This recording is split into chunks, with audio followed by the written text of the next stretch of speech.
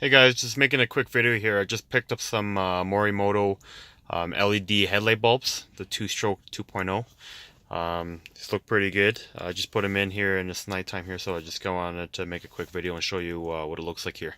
Just 1 second here. And I'll get a couple different shots here. I'm just up against a wall here at nighttime. I left one old bulb in, and then also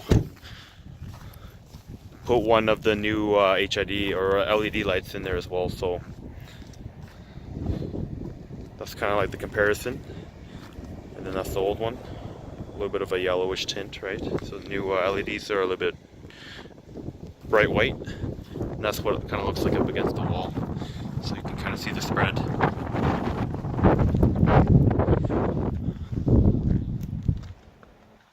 It's definitely like a nice cleaner cutoff compared to the halogen bulbs. Otherwise it looks pretty bright. Even on the ground you can tell the difference right away.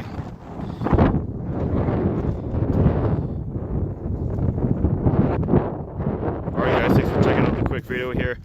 Those are the Morimoto's LED 2-stroke 2.0s.